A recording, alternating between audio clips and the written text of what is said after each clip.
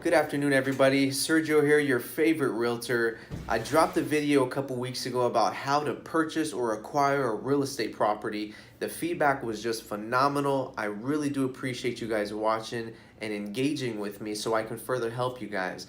Today, the topic, because of all of the feedback that I got, was well, Sergio, I do want to buy a house, but how do I qualify for a house? What do I need? What do I need to do? What do I have to have lined up? So I'm here to answer those questions today in a nutshell. So before you get started, you want to obviously find out whether you're going to be working with your bank or a bank that you prefer, or you're going to be working with a mortgage broker. And what's the difference? You see, for me and for my clients and I, it really comes down to three things for us: time, money, and stress. So when you're working with a bank, obviously most banks' hours are limited, usually 9 to 5, 8 to 5, sometimes 8 to 6. And you have to schedule some time off during your day from work or your other various activities throughout life and go into a branch. Possibly come back to a branch if you have to do a follow-up. Whereas most mortgage brokers are independent contractors like myself. So it's our duty to kind of keep our schedule as open as possible for you, ultimately to work around you and your family. Because at the end of the day, we know that this transition can be a little bit stressful, so we want to make sure that we keep it as convenient as possible for you.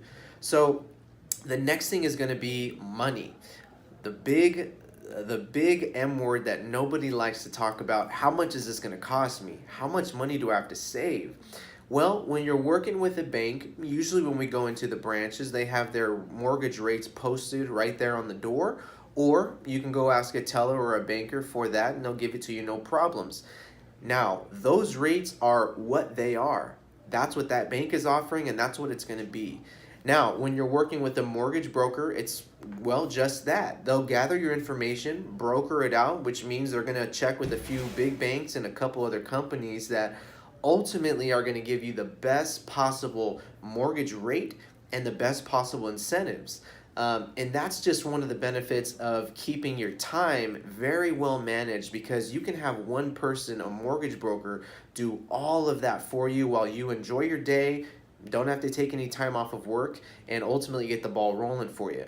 Now, lastly is the stress. This is the biggest purchase that we are going to be purchasing in our life usually.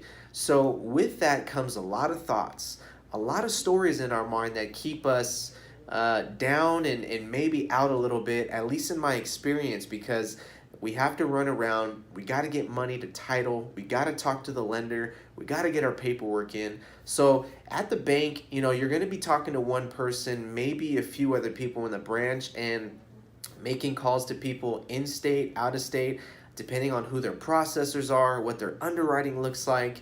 And mortgage brokers, you're usually going to be having that one-on-one experience, which in this marketplace today, a lot of customers out there are preferring that one-on-one experience to ultimately make it, that much more special. But at the same time, we want you to feel comfortable, and we want you to know we know exactly what you're going through, and we know exactly what it's going to take to get you to the next step.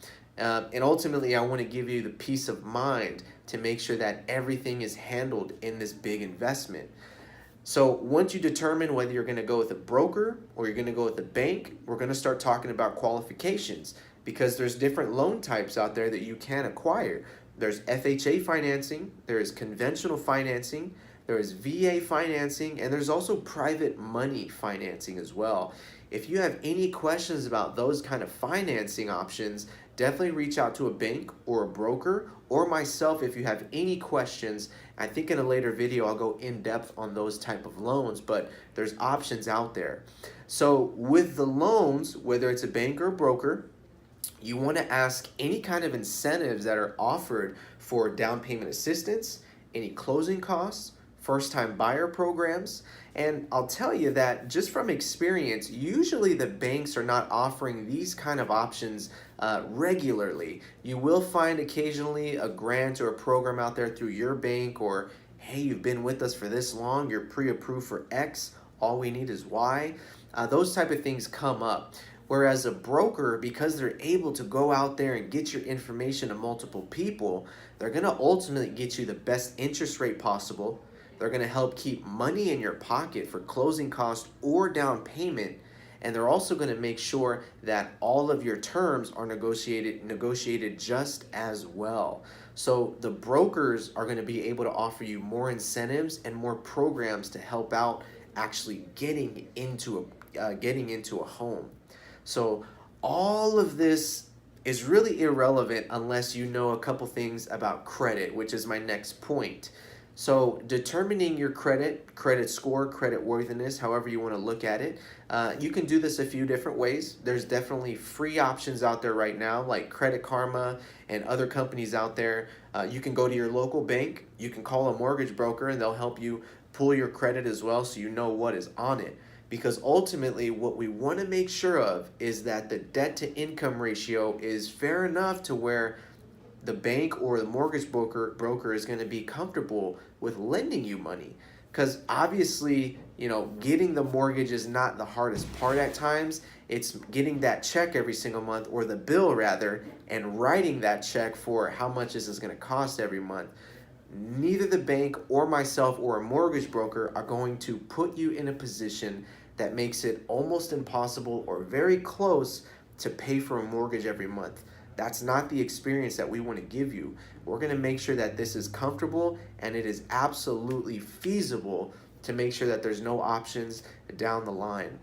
So these are just a couple things that help you out with determining how you do qualify to purchase a house. Again, there's options out there that ultimately you want to help determine for yourself what is best.